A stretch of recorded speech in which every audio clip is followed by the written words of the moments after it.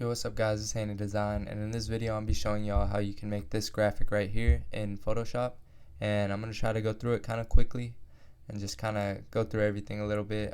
It should be a longer video because there's a lot of layers into this, so yeah, let's get into it.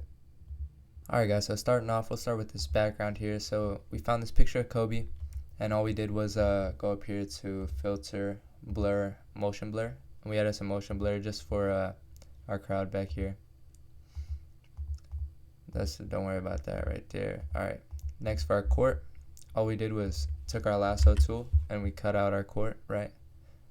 Just like this. I have a video on it actually, and you press Ctrl J and drag the perspective up, but you can go watch my video on that if you want to. Next for our curves, you can see this pattern we did here. We just made everything darker. And then for our levels, we did the exact same thing because we basically just want Kobe to stand out a lot. So that's what we did, and we desaturated it for the same reason as well. All these adjustments, you just go up here to adjustments, you can find levels, curves, hue and saturation, everything I use basically, you can find up here. Right, so for our gradient map, something I really like to do is add a gradient map, and black and white, and in the middle, you're going to add your color. So like, if I wanted the color to be more blue themed, I would make it blue. It's basically just going to add a nice tint to your picture, and I put the opacity to about 10.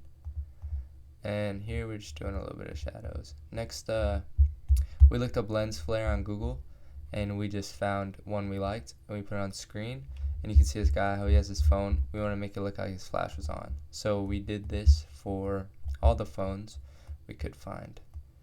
Next, with this levels adjustment layer right here, just levels right there, you can see the settings we used, and we clicked on this part of the mask, took our brush on white, and basically everyone's bodies, just not their face, we colored on with white, and we put the flow pretty low here, and on everyone's bodies we would just make it more dark, right? Just leave their face. Next, for our levels, we colored in this corner right here with our white brush because we knew we wanted the light to come from right here. So that's why we did that. Hue and saturation, you can see the settings, and I just use my white brush once again to sort of paint it on everyone's heads, like the light is shining on their heads. So let's see what we did next. Next, we're going for that spotlight effect with our light source, which is going to be up here. So we sort of just added a vignette around the court. Okay, so you just color on all the edges of the court and make them darker. Nothing special there.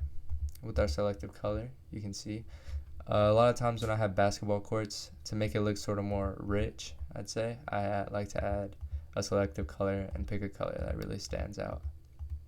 And next, with these levels, you can see these settings I just painted on to make it brighter, so that light, and I did the same with the curves here, just made it brighter, turned it up, painted it on. Sorry if I'm going through this fast, guys. I know this video would be like 35 minutes if I didn't. So I'm just trying to sort of dance through it. Hopefully y'all can understand a little bit what's going on, but I will just go ahead and place that down. Okay, so next thing we did, you actually grab your lasso tool, your polygonal lasso tool, right? And you'll make a shape sort of like this, okay?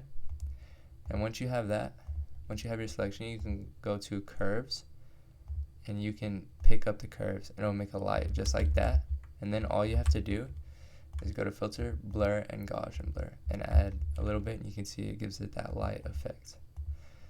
Next up, for our powder, so all we did was go to powder brushes. We looked it up, download one for free, and we'll paint on basically with the powder brush and use our mask to paint in areas that we want. And it's the same story really for all this smoke. We looked up a smoke brush and we painted it in. We made a mask, and you press Ctrl I, and you can paint in all the areas you would want. So that's what we did with this smoke. We added a hue and saturation just to make it blue, and then for this smoke we did the same thing basically, right? And then we added some white right here so it looks like it's brighter up there. Okay, let's see what we did next. Okay, next up we're going to be adding some trophies. So you can see we have this trophy right here. I'm just going to go through one of these trophies with y'all because there's like 20 of them, and I basically did the exact same thing on all of them. So we'll just go through them real quick. So I wanted it to be, you can see how there's this blue tint. We wanted to get rid of that.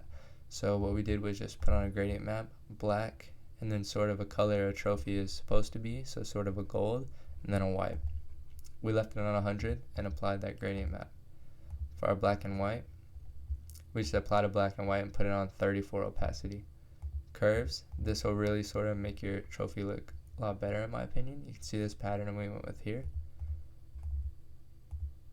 Levels, so as we said, the light source is up here, so that means it's going to hit right here on the trophy. So we made the opposite side darker with our levels. Then curves, what we did was took our white brush and we painted all these little stripes right here, just like this with our white brush, and we just went over it just like that. Then we did the same thing with the hue and saturation. We just turned it up to 84.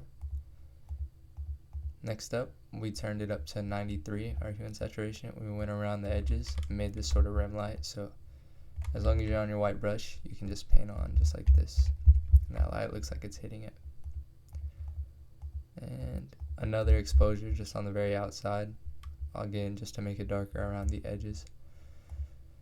Next up, same story with this one, literally the exact same, right? So you're just going to do the same thing you done on the last trophy for these. So I'm not going to explain it because just take your same techniques as before. And we won't add this in yet. So okay, here we go. So we have our actual picture of Kobe right here. And I'm going to take you on the camera raw, just gloss over it really quickly. You can look at the settings if you like. I'm not even going to go through it, but you can just look at these basic settings right here. Okay. And we started off with a brightness and contrast, and we turned up to 150, and we just painted in the eyes with our white brush again, and that just makes the eyes stand out a lot, makes them look a lot better. Next up, we lowered our curves just from this right side, and it's hard to explain, right, but places like here, right here, right here, they're sort of like furthest away from the light in a way. So that's where we painted on, just very softly with the low flow. Just painted on just like this. For our curves, you can see what we did, and we basically painted everything. So you can see like the light's hitting his back, it's going to be hitting right here. The light's going to be hitting all right here. So what we did was we painted right here, right? We're just making it more dynamic at this point. With our levels, we did the same thing, just a little bit more intense and a little bit more on the insides, right? Next, we took a black color fill. We did the same thing, just made them darker on the very edges, on the very opposite of this light.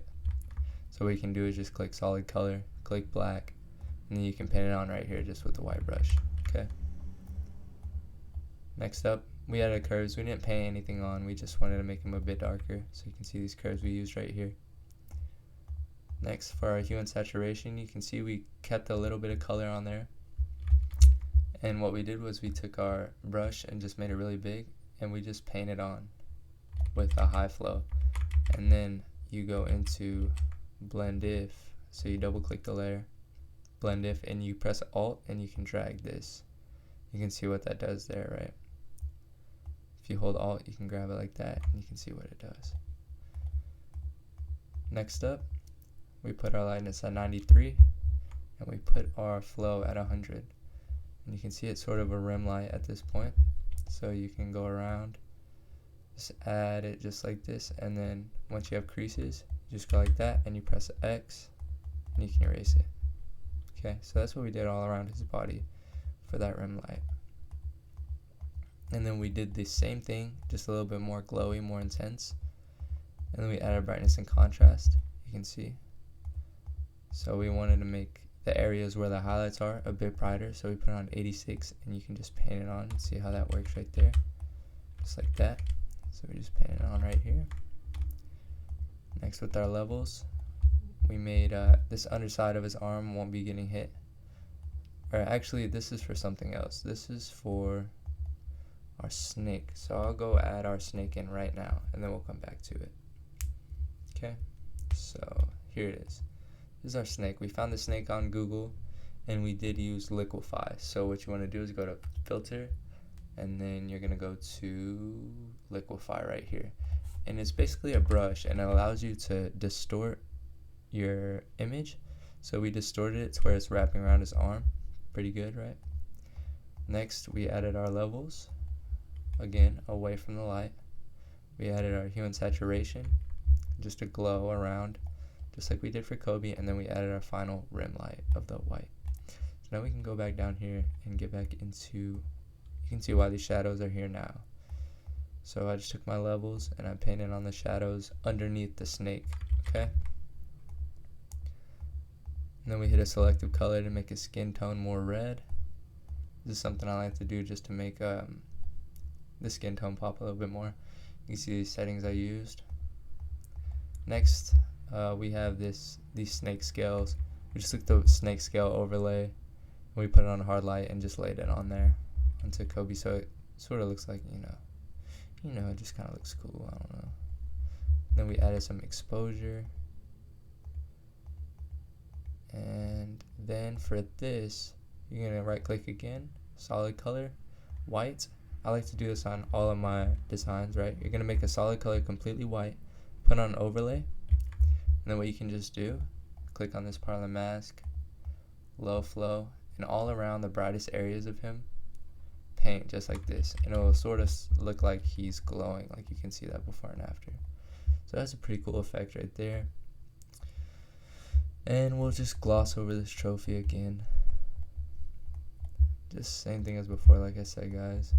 I don't want to make this video too, I would say, boring, honestly, if I just showed y'all individually how to do 35 trophies. So I'm just going to gloss over them. And we will. And for all these trophies, guys, I just looked up NBA Finals trophy. And that's all I got, and there's some MVP trophies and stuff like that in there as well.